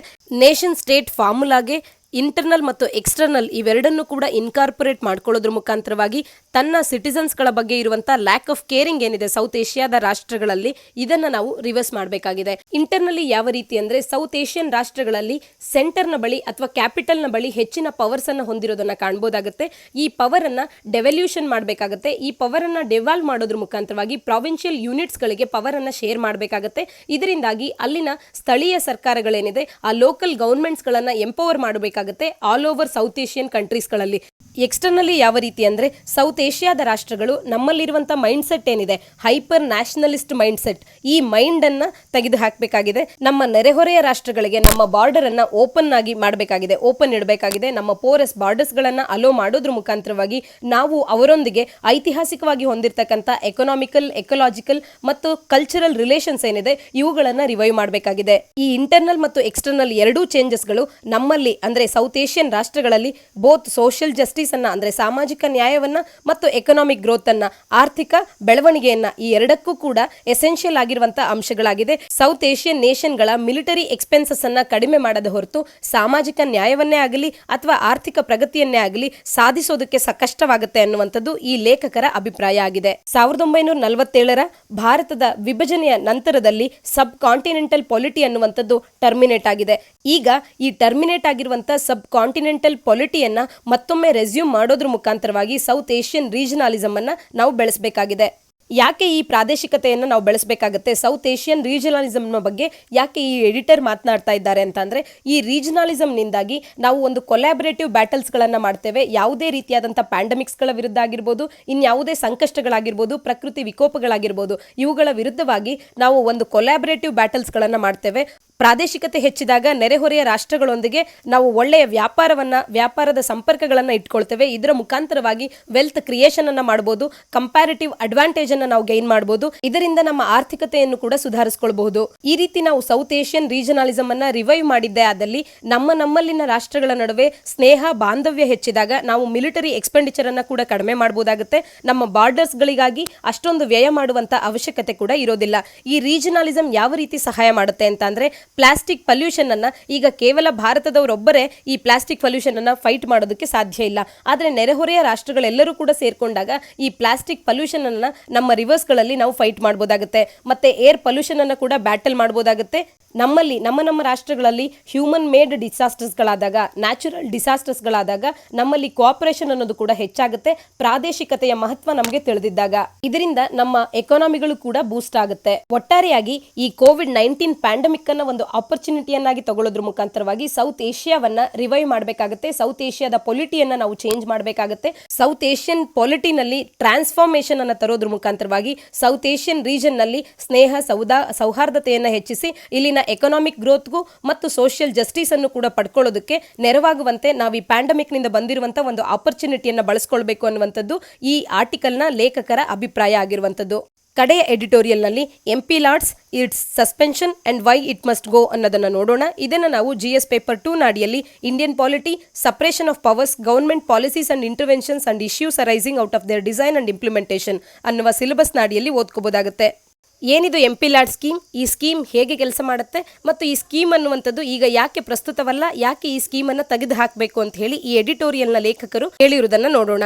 MP ಲಾಟ್ಸ್ ಅಂತ ಅಂದರೆ member of parliament local area development scheme ಅಂತ ಹೇಳಿ ಈ ಸ್ಕೀಮನ್ನು ministry of statistics and programme implementation ಅವರು ಇಂಪ್ಲಿಮೆಂಟ್ ಮಾಡೋದನ್ನ ನೋಡಬಹುದು. ಈ ಸ್ಕೀಮ್ ನಾಡಿಯಲ್ಲಿ ಪ್ರತಿಯೊಬ್ಬ MPಗೂ ಕೂಡ 5 ಕೋಟಿ ರೂಪಾಯಿಗಳನ್ನು ವಾರ್ಷಿಕವಾಗಿ ನೀಡಲಾಗುತ್ತೆ. ಪ್ರತಿಯೊಬ್ಬ MPಯೂ ಕೂಡ ಅವರಿಗೆ ಸೇರಿದಂತ ಕಾನ್ಸ್ಟಿಟ್ಯೂಯೆನ್ಸಿ ಎಲ್ಲಿದೆ, ಒಂದು ಡಿಸ್ಟಿಕ್ ಅನ್ನ ಕವರ್ ಮಾಡುವಂತ ಕಾನ್ಸ್ಟಿಟ್ಯೂಯೆನ್ಸಿ ಆಗಿದ್ರೆ ಆ ಡಿಸ್ಟಿಕ್ ನ ಒಳಗೆ ಅಥವಾ 2 ಡಿಸ್ಟಿಕ್ 3 ಡಿಸ್ಟಿಕ್ ಗಳನ್ನ ಒಳಗೊಂಡಿದ್ರೆ ಈ ಕಾನ್ಸ್ಟಿಟ್ಯೂಯೆನ್ಸಿ ಅಷ್ಟು ಡಿಸ್ಟಿಕ್ಸ್ ನ ಒಳಗೆ ಎಲ್ಲಿಯಾದ್ರೂ ಕೂಡ ಅವಶ್ಯಕತೆ ಇರುವಂತ ಕೆಲಸಗಳನ್ನ ಈ ಡಿಸ್ಟಿಕ್ ಕಲೆಕ್ಟರ್ಗೆ ಈ MP ಅನ್ನುವಂತವರು ಸಜೆಸ್ಟ್ ಮಾಡ್ತಾರೆ. ಆ ಕೆಲಸವನ್ನ ಆಯ್ಕೆ ಮಾಡಿಕೊಂಡು ಈ ಕೆಲಸವನ್ನ ಮಾಡುವಂತ ಕಾರ್ಯವನ್ನ ಡಿಸ್ಟಿಕ್ ಕಲೆಕ್ಟರ್ ಹೊಣೆಯನ್ನ ಹೊತ್ಕೊಳ್ತಾರೆ. ಇಲ್ಲಿ ನಾವು ಗಮನಿಸಬೇಕಾಗುತ್ತೆ, ಮೆಂಬರ್ ಆಫ್ ಪಾರ್ಲಿಮೆಂಟ್ MP ಆಗಿರುವಂತವರು ಅಲ್ಲಿನ ಲೋಕಲ್ ಕಾನ್ಸ್ಟಿಟ್ಯೂಯೆನ್ಸ್ ಗಳಿಗೆ ಬೇಕಾಗುವಂತ ಅವಶ್ಯಕತೆಗಳಿಗೆ ಅನುಸಾರವಾಗಿ ಯಾವ ರೀತಿಯ ಕೆಲಸಗಳಾಗಬೇಕು ಅನ್ನೋದನ್ನ ರೆಕಮೆಂಡ್ ಮಾಡ್ತಾರೆ. ಆದರೆ ಆ ಕೆಲಸಗಳಿಗೆ ಬೇಕಾಗುವಂತ ಸ್ಯಾಂಕ್ಷನ್ಸ್ಗಳನ್ನ, ಅಮೌಂಟ್ ಅನ್ನ ಸ್ಯಾಂಕ್ಷನ್ ಮಾಡುವಂಥದ್ದು, ಎಲಿಜಿಬಲ್ ವರ್ಕ್ಸ್ಗಳನ್ನ ಸ್ಯಾಂಕ್ಷನ್ ಮಾಡುವಂಥದ್ದು, ಇಂಪ್ಲಿಮೆಂಟಿಂಗ್ ಏಜೆನ್ಸಿ ಯಾರಾಗಿರ್ಬೇಕು ಅಂತ ಹೇಳಿ ಅವರುಗಳನ್ನ ಸೆಲೆಕ್ಟ್ ಮಾಡುವಂಥದ್ದು, ಈ ಯೋಜನೆಯನ್ನ ಇಂಪ್ಲಿಮೆಂಟ್ ಮಾಡೋದರ ರೆಸ್ಪಾನ್ಸಿಬಿಲಿಟಿಯನ್ನ ಡಿಸ್ಟಿಕ್ ಅಥಾರಿಟೀಸ್ಗಳು ನಿಭಾಯಿಸ್ತಾ ಇರ್ತಾರೆ. ಈ ಡಿಸ್ಟಿಕ್ ಅಥಾರಿಟೀಸ್ಗಳು ಕಂಪ್ಲೀಟ್ ಮಾಡಿರುವಂಥ ವರ್ಕ್ಸ್ಗಳು ಮತ್ತು ಆನ್ಗೋಯಿಂಗ್ ವರ್ಕ್ಸ್ಗಳನ್ನು ನಾವು www.mplats.gov.in ಈ ವೆಬ್ಸೈಟ್ನಲ್ಲಿ ನೋಡ್ಬೋದಾಗುತ್ತೆ. ಇದರ ಕುರಿತಾದಂತೆ ಸಿಟಿಸನ್ಸ್ಗಳು RTIಯನ್ನು ಫೈಲ್ ಮಾಡಿಕೊಂಡು ಕೂಡ ಈ MP ಲಾಟ್ ಸ್ಕೀಮನ್ನು, ಈ MP ಲಾಟ್ ಫಂಡನ್ನು ಬಳಸಿಕೊಂಡು ಮಾಡ್ತಿರ್ತಕ್ಕಂಥ ಕೆಲಸಗಳ ಸ್ಟೇಟಸ್ ಅನ್ನು ಕೂಡ ನಾವು ತಿಳ್ಕೊಳ್ಬೋದಾಗುತ್ತೆ. ಕೇಂದ್ರ ಸರ್ಕಾರದ ಅಡಿಯಲ್ಲಿರುವಂಥ ministry of statistics and programme implementation ಈ ಒಂದು ಮಿನಿಸ್ಟ್ರಿಯು ಈ MP ಲಾಟ್ಸ್ ಪಾಲಿಸಿಯನ್ನು ಫಾರ್ಮುಲೇಟ್ ಮಾಡುತ್ತೆ ಮತ್ತು ವಾರ್ಷಿಕವಾಗಿ ಪ್ರತಿಯೊಬ್ಬ MPಗೂ ಕೂಡ 5 ಕೋಟಿ ರೂಪಾಯಿಯನ್ನ ಇನ್ಸ್ಟಾಲ್ಮೆಂಟ್ಗಳ ರೂಪದಲ್ಲಿ ಬಿಡುಗಡೆ ಮಾಡುವಂತ ಕೆಲಸವನ್ನ ಕೂಡ ಮಾಡುತ್ತೆ. ಈ ರೀತಿಯಾಗಿ ವಾರ್ಷಿಕವಾಗಿ ಬಿಡುಗಡೆಯಾಗಿ ಬಂದಂತ ಹಣವು ಅದೇನಾದ್ರೂ ಒಂದು ವೇಳೆ ಆ ವರ್ಷದಲ್ಲಿ ಬಳಕೆ ಆಗಿಲ್ಲ ಅಂತ ಅಂದ್ರೆ ಅದನ್ನ ಮುಂದಿನ ವರ್ಷಕ್ಕೆ ಕೂಡ ಬಳಕೆ ಮಾಡ್ಕೊಳ್ಬಹುದಾಗುತ್ತೆ. ಆ ಹಣವನ್ನ ಲ್ಯಾಪ್ಸ್ ಮಾಡುವಂತಿಲ್ಲ, ಈ ಸ್ಕೀಮ್ ನಾಡಿಯಲ್ಲಿ ಬರುವಂತ ಹಣ ಲ್ಯಾಪ್ಸ್ ಮಾಡುವಂತಿಲ್ಲ ಅನ್ನುವಂಥದ್ದು ಕೂಡ ನಮಗೆ ಸ್ಪಷ್ಟವಾಗಿ ಗೊತ್ತಿರಲಿ. ಇದು ನಾನ್ ಲ್ಯಾಪ್ಸಬಲ್ ಅಮೌಂಟ್ ಅನ್ನೋದನ್ನ ನಾವು ತಿಳ್ಕೊಂಡಿರ್ಬೇಕಾಗತ್ತೆ. ರಾಜ್ಯಸಭೆಗೆ ಸದಸ್ಯರಾಗಿ ಆಯ್ಕೆಯಾಗುವಂತವರು ಆ ಇಡೀ ರಾಜ್ಯವನ್ನ ಅವರು ರೆಪ್ರೆಸೆಂಟ್ ಮಾಡೋದ್ರಿಂದ ಅವರು ಆ ಇಡೀ ರಾಜ್ಯದಲ್ಲಿ ಬರುವಂತ ಯಾವುದಾದ್ರೂ ಏರಿಯಾವನ್ನ ಅವರು ಗುರುತಿಸಿಕೊಂಡು ಆ ಏರಿಯಾದಲ್ಲಿ ವರ್ಕ್ಸ್ ಗಳನ್ನ ರೆಕಮೆಂಡ್ ಮಾಡಬಹುದಾಗುತ್ತೆ. ಮತ್ತು ರಾಜ್ಯಸಭೆ ಮತ್ತು ಲೋಕಸಭೆಗಳಲ್ಲಿ ನಾಮನಿರ್ದೇಶನಗೊಂಡು ಆಯ್ಕೆಯಾದಂಥ ಸದಸ್ಯರುಗಳು ಇಡೀ ಭಾರತದ ಯಾವುದೇ ರಾಜ್ಯದ ಯಾವುದೇ ಜಿಲ್ಲೆಯನ್ನ ಆಯ್ಕೆ ಮಾಡಿಕೊಂಡು ಅವರು ಈ ವರ್ಕ್ಸ್ಗಳನ್ನು ರೆಕಮೆಂಡ್ ಮಾಡಬಹುದಾಗುತ್ತೆ. ಆ ಜಿಲ್ಲೆಯ ಡಿಸ್ಟಿಕ್ ಅಥಾರಿಟೀಸ್ ಅಥವಾ ಡಿಸ್ಟಿಕ್ ಕಲೆಕ್ಟ್ ಫಂಡನ್ನು ಸ್ಯಾಂಕ್ಷನ್ ಮಾಡೋದಿರಲಿ, ವರ್ಕ್ಸ್ಗಳನ್ನು ಇಂಪ್ಲಿಮೆಂಟ್ ಮಾಡೋದಾಗಿರ್ಬೋದು ಅಥವಾ ಅವುಗಳನ್ನು ಮ್ಯಾನೇಜ್ ಮಾಡೋದಾಗಿರ್ಬೋದು, ಆ ಕಾರ್ಯವನ್ನು ಮಾಡ್ತಾರೆ. COVID-19 ಅನ್ನ ಫೈಟ್ ಮಾಡೋದಕ್ಕೆ ಅಂತ ಹೇಳಿ ಫಂಡ್ಸ್ ಅನ್ನ ಒದಗಿಸೋದಕ್ಕೋಸ್ಕರ 2 ವರ್ಷಗಳ ಕಾಲ ಈ MP ಲಾಟ್ ಸ್ಕೀಮ್ ಅನ್ನ ಸಸ್ಪೆಂಡ್ ಮಾಡಿ ಇದರ ಹಣವನ್ನ COVID-19 ಅನ್ನ ಫೈಟ್ ಮಾಡೋದಕ್ಕೆ ಬಳಸ್ಕೊಳ್ಳೋದ್ರ ಬಗ್ಗೆ ಕೇಂದ್ರ ಸರ್ಕಾರದವರು ನಿರ್ಧಾರವನ್ನ ತಗೊಂಡಿದ್ದಾರೆ. ಆದರೆ ಈ ಫಂಡ್ಸ್ ಅನ್ನ ಮತ್ತು ಈ ಸ್ಕೀಮ್ ಅನ್ನ ಕಂಪ್ಲೀಟ್ ಆಗಿ ಅಬಾಲಿಷ್ ಮಾಡಬೇಕು ಅನ್ನುವಂಥದ್ದು ಈ ಲೇಖಕರ ಅಭಿಪ್ರಾಯ ಆಗಿದೆ. ಯಾಕೆ ಅಂತ ಹೇಳಿ ಅವರು ಒಂದು ಕಾರಣವನ್ನ ಕೂಡ ನೀಡ್ತಾರೆ. MP ಲಾಟ್ ಸ್ಕೀಮ್ ನಿಂದಾಗಿ ಸಪರೇಷನ್ ಆಫ್ ಪವರ್ಸ್ ಅನ್ನುವಂಥದ್ದು ವೈಲೇಟ್ ಆಗುತ್ತೆ. ಯಾವ ರೀತಿ ಅಂತ ಅಂದ್ರೆ ಶಾಸಕಾಂಗಕ್ಕೆ ಸಂಬಂಧಪಟ್ಟಂತವರು ಕಾರ್ಯಾಂಗದ ಕೆಲಸವನ್ನ ಕೂಡ ಮಾಡಿದ ಹಾಗೆ ಆಗುತ್ತೆ ಈ ಒಂದು ಸ್ಕೀಮ್ ನಿಂದ ಅಂತ ಹೇಳಿ ಲೇಖಕರು ಹೇಳ್ತಾ ಇರುವಂತದ್ದು. ಹಾಗಾಗಿ ಈ ಸ್ಕೀಮ್ ಅನ್ನೇ ಕಂಪ್ಲೀಟ್ ಆಗಿ ಅಬಾಲಿಷ್ ಮಾಡಿದಾಗ ಸಪರೇಷನ್ ಆಫ್ ಪವರ್ಸ್ ಅನ್ನುವಂಥದ್ದು ವೈಲೇಟ್ ಆಗದೆ ಇರುವಂತೆ ನೋಡ್ಕೊಳ್ಬಹುದಾಗುತ್ತೆ ಅನ್ನೋದು ಇವರ ಅಭಿಪ್ರಾಯ. ಈ ಸ್ಕೀಮಿನ ಇಂಪ್ಲಿಮೆಂಟೇಷನ್ ಅಲ್ಲೂ ಕೂಡ ಹಲವಾರು ಸಮಸ್ಯೆಗಳನ್ನ ಈ ಸ್ಕೀಮ್ ಎದುರಿಸ್ತಾ ಇದೆ. ಹಾಗಾಗಿ ಇಡೀ ಸ್ಕೀಮ್ ಅನ್ನೇ ಅಬಾಲಿಷ್ ಮಾಡಬೇಕು ಅನ್ನುವಂಥದ್ದು ಲೇಖಕರ ಅಭಿಪ್ರಾಯ ಆಗಿರೋದ್ರಿಂದ ಆ ಸಮಸ್ಯೆಗಳೇನು ಅನ್ನೋದನ್ನ ನಾವಿಲ್ಲಿ ನೋಡೋಣ. ಈ ಸ್ಕೀಮ್ ನ ಅಡಿಯಲ್ಲಿ ಕೆಲವೊಂದು ವರ್ಕ್ಸ್ ಗಳನ್ನ ಕಾಂಟ್ರಾಕ್ಟರ್ಸ್ ಗಳ ಮುಖಾಂತರವಾಗಿ ಮಾಡಿಸೋದಕ್ಕೆ ಅಂತ ಹೇಳಿ ಕಾಂಟ್ರಾಕ್ಟ್ ಅನ್ನ ಕೊಟ್ಟಂತ ಸಂದರ್ಭದಲ್ಲಿ ಅವರು ಲೆಸ್ಸರ್ ಕ್ವಾಂಟಿಟೀಸ್ ಆಫ್ ಮೆಟೀರಿಯಲ್ಸ್ ಗಳನ್ನ ಬಳಕೆ ಮಾಡ್ಕೊಳ್ತಾರೆ. ಸ್ಪೆಸಿಫೈ ಮಾಡಿರೋದಕ್ಕಿಂತ ಲೆಸ್ಸರ್ ಕ್ವಾಂಟಿಟೀಸ್ ಆಫ್ ಮೆಟೀರಿಯಲ್ಸ್ ಗಳನ್ನ ಬಳಕೆ ಮಾಡ್ಕೊಳ್ಳೋದ್ರ ಮುಖಾಂತರವಾಗಿ ಪೇಮೆಂಟ್ಸ್ ಗಳನ್ನ ಎಕ್ಸೆಸ್ ಆಗಿ ಪಡ್ಕೊಳ್ತಾರೆ. ಇದರಿಂದಾಗಿ ಸಬ್ ಸ್ಟ್ಯಾಂಡರ್ಡ್ ವರ್ಕ್ಸ್ ಗಳನ್ನ ಕೂಡ ಮಾಡ್ತಾರೆ. ಈ ಸಬ್ ಸ್ಟ್ಯಾಂಡರ್ಡ್ ವರ್ಕ್ಸ್ ಗಳನ್ನ ಮಾಡಿಸ್ಕೊಳ್ಳೋದಕ್ಕೆ ಯಾಕೆ ಈ ಫಂಡ್ಸ್ ಗಳನ್ನ ನಾವಿಲ್ಲಿ ವ್ಯಯ ಮಾಡಬೇಕು ಅಂತ ಹೇಳಿ ಲೇಖಕರ ಪ್ರಶ್ನೆಯಾಗಿದೆ. ಈ ಸ್ಕೀಮ್ ನ ಅಡಿಯಲ್ಲಿ ವೆಚ್ಚ ಮಾಡುವಂತ ಹಣಕ್ಕೆ ಕ್ವಾಲಿಟಿ ಅಥವಾ ಕ್ವಾಂಟಿಟಿ ಈ ಯಾವುದರ ವಿಚಾರದಲ್ಲೂ ಕೂಡ ಅಕೌಂಟಬಿಲಿಟಿ ಅನ್ನುವಂಥದ್ದು ಇಲ್ಲ. ಮತ್ತು ಈ ಕೆಲಸಗಳನ್ನ ಈ ಸ್ಕೀಮ್ ನ ಅಡಿಯಲ್ಲಿ ಮಾಡೋದಕ್ಕೆ ನೀಡುವಂತ ವರ್ಕ್ ಆರ್ಡರ್ಸ್ ಗಳನ್ನ ಕೂಡ ಇಶ್ಯೂ ಮಾಡುವಂತ ವಿಚಾರದಲ್ಲಿ ಡಿಲೇ ಆಗುತ್ತೆ. ಹಾಗಾಗಿ ಈ ಕೆಲಸಗಳು ಕೂಡ ಲೇಟ್ ಆಗಿ ಕಂಪ್ಲೀಟ್ ಆಗೋದನ್ನ ನಾವು ಕಾಣಬಹುದಾಗುತ್ತೆ. ಕರೆಕ್ಟ್ ಪ್ರೊಸೀಜರ್ ಅನ್ನ ಫಾಲೋ ಮಾಡದೆ ಕಾಂಟ್ರಾಕ್ಟರ್ಸ್ ಗಳಿಗೆ ನೀಡಿದಂತ ಕೆಲಸಗಳ ಟೈಮಿಂಗ್ ಏನಿರುತ್ತೆ ಇದು ಕೂಡ ಹಲವಾರು ಬಾರಿ ಎಕ್ಸ್ಟೆಂಡ್ ಆಗ್ತಿರೋದನ್ನ ಕೂಡ ನಾವು ಗಮನಿಸಬಹುದಾಗುತ್ತೆ. ಈ ಸ್ಕೀಮ್ ನ ಅಡಿಯಲ್ಲಿ ಯಾವ ರೀತಿ ರಿಕ್ವೈರ್ಮೆಂಟ್ ಇದೆ ಆ ರೀತಿಯಾಗಿ ಈ ಸ್ಕೀಮ್ ನ ಅಡಿಯಲ್ಲಿ ಕ್ರಿಯೇಟ್ ಆದಂತ ಅಸೆಟ್ಸ್ ಗಳ ರಿಜಿಸ್ಟರ್ ಅನ್ನುವಂಥದ್ದು ಮೇಂಟೈನ್ ಕೂಡ ಆಗಿಲ್ಲ. ಹಲವಾರು ಎಂಪಿಸ್ಗಳು ಈ ಸ್ಕೀಮ್ನ ಅಡಿಯಲ್ಲಿರ್ತಕ್ಕಂಥ ಫಂಡ್ಸ್ಗಳನ್ನು ಹೆಫೆಸಾರ್ಡ್ ಆಗಿ ಯೂಸ್ ಮಾಡ್ತಾರೆ. ಇದರಿಂದಾಗಿ ಸಿಗ್ನಿಫಿಕೆಂಟ್ ಪೋರ್ಷನ್ ಆಫ್ ಅಮೌಂಟ್ ಅನ್ನುವಂಥದ್ದು ಅನ್ಸ್ಪೆಂಟ್ ಆಗಿ ಉಳಿಯುತ್ತೆ. ಆ ಹಣವನ್ನು ಕೂಡ ಮತ್ತೆ ವಾಪಸ್ ಸರ್ಕಾರದವರು ಪಡೆಯುವಂತಿಲ್ಲ, ಯಾಕೆಂದ್ರೆ ಇದು ನಾನ್ ಲ್ಯಾಪ್ಸಬಲ್ ಅಮೌಂಟ್ ಆಗಿರೋದ್ರಿಂದ. ಮತ್ತು ಈ MP ಲಾಡ್ಸ್ ಫಂಡ್ಸ್ಗಳ ಮಿಸ್ಯುಟಿಲೈಸೇಷನ್ ಕೂಡ ಆಗ್ತಾ ಇದೆ ಈ MPಗಳಿಂದ. ಯಾವ ರೀತಿಯಾಗಿ ಅಂತ ಅಂದರೆ 2 ಸೆಟ್ ಆಫ್ ಪೀಪಲ್ಸ್ಗಳನ್ನು ಅಪೀಸ್ ಮಾಡೋದಕ್ಕೆ, ಅವರಿಗೆ ಒಬ್ಲೈಸ್ ಮಾಡೋದಕ್ಕೆ ಅಂತ ಹೇಳಿ ಈ ಹಣವನ್ನು ಬಳಸಲಾಗ್ತಾ ಇದೆ. ಒಂದು ಒಪಿನಿಯನ್ ಮೇಕರ್ಸ್ಗಳನ್ನು, ಒಪಿನಿಯನ್ ಇನ್ಫ್ಲೂಯೆನ್ಸರ್ಸ್ಗಳನ್ನು, ಅವರನ್ನು ಸಮಾಧಾನಗೊಳಿಸ್ಲಿಕ್ಕೋಸ್ಕರ ಈ ಹಣವನ್ನು ಬಳಕೆ ಮಾಡುವಂಥದ್ದು, ಅಥವಾ MPಸ್ಗಳ ಫೇವರೇಟ್ ಕಾಂಟ್ರಾಕ್ಟರ್ಸ್ ಯಾರಿರ್ತಾರೆ ಅವರಿಗೆ ಈ ಕಾಂಟ್ರಾಕ್ಟ್ಸ್ಗಳನ್ನು ನೀಡೋದ್ರ ಮುಖಾಂತರವಾಗಿ ಆ ಕಾಂಟ್ರಾಕ್ಟರ್ಸ್ಗಳು ಸಬ್ ಸ್ಟ್ಯಾಂಡರ್ಡ್ ವರ್ಕ್ಸನ್ನು ಮಾಡೋದ್ರ ಮುಖಾಂತರವಾಗಿ ಹಣವನ್ನು ತಮ್ಮಲ್ಲೇ ಉಳಿಸ್ಕೊಳ್ಳುವಂಥದ್ದು. ಈ ರೀತಿಯಾಗಿ ಈ ಸ್ಕೀಮ್ನ ಇಂಪ್ಲಿಮೆಂಟೇಷನ್ ನಲ್ಲಿ ಸಾಕಷ್ಟು ತೊಂದರೆಗಳಿರೋದ್ರಿಂದ ಮತ್ತು ಈ ಸ್ಕೀಮನ್ನು ಡಿಸ್ಬರ್ಸ್ ಮಾಡ್ತಾ ಇರುವಂಥದ್ದೇ ಸಪ್ರೇಷನ್ ಆಫ್ ಪವರ್ಸ್ ಅನ್ನು ವೈಲೇಟ್ ಮಾಡುತ್ತೆ ಅನ್ನುವಂಥದ್ದು ಲೇಖಕರ ಅಭಿಪ್ರಾಯ ಆಗಿರೋದ್ರಿಂದ ಈ ಇಡೀ ಸ್ಕೀಮನ್ನೇ ಅಬಾಲಿಷ್ ಮಾಡಬೇಕು ಅನ್ನುವಂಥದ್ದು ಅವರ ಒಂದು ಉದ್ದೇಶ ಆಗಿದೆ. ಈ ಎಡಿಟೋರಿಯಲ್ನ ಹಿನ್ನೆಲೆಯಲ್ಲಿ ಒಂದು ಪ್ರಿಲಿಮ್ಸ್ ಪ್ರಶ್ನೆಯನ್ನು ನೋಡೋದಾದ್ರೆ, with regard to MP LAD scheme which among the following is not correct ಅನ್ನೋದನ್ನ ಗುರುತಿಸಬೇಕಾಗುತ್ತೆ. ಮೊದಲ ಹೇಳಿಕೆ ಹೇಳುತ್ತೆ, it is a centrally sponsored scheme administered by the ministry of statistics and programme implementation ಅಂತ ಹೇಳಿ. ಇದು ಸರಿಯಾದಂಥ ಹೇಳಿಕೆ ಆಗುತ್ತೆ. ಎರಡನೇ ಹೇಳಿಕೆ ಹೇಳುತ್ತೆ, funds released under the scheme are non lapsable ಅಂತ ಹೇಳಿ. ಇದು ಕೂಡ ಸರಿಯಾದ ಹೇಳಿಕೆ. ಇದರ ಬಗ್ಗೆ ನಾವೀಗಾಗಲೇ ಚರ್ಚೆ ಮಾಡಿದ್ದೇವೆ. ಕಡೆಯ ಹೇಳಿಕೆ ಹೇಳುತ್ತೆ, nominated members of Lok Sabha can implement works anywhere in the country using MP LAD funds ಅಂತ ಹೇಳಿ. ಇದು ಕೂಡ ಸರಿಯಾದ ವಾಕ್ಯ. ನಾಮನಿರ್ದೇಶನಗೊಂಡಂತ ಲೋಕಸಭೆ ಸದಸ್ಯರು ಇಡೀ ದೇಶದಲ್ಲಿ ಎಲ್ಲಿಗೆ ಬೇಕಾದ್ರೂ ಕೂಡ ಈ MP ಲಾಡ್ಸ್ ಫಂಡ್ಸ್ ಗಳನ್ನ ಬಳಕೆ ಮಾಡಿಕೊಂಡು ಈ ಸ್ಕೀಮ್ ಅನ್ನ ಇಂಪ್ಲಿಮೆಂಟ್ ಮಾಡಬಹುದು ಅಂತ ಹೇಳಿ.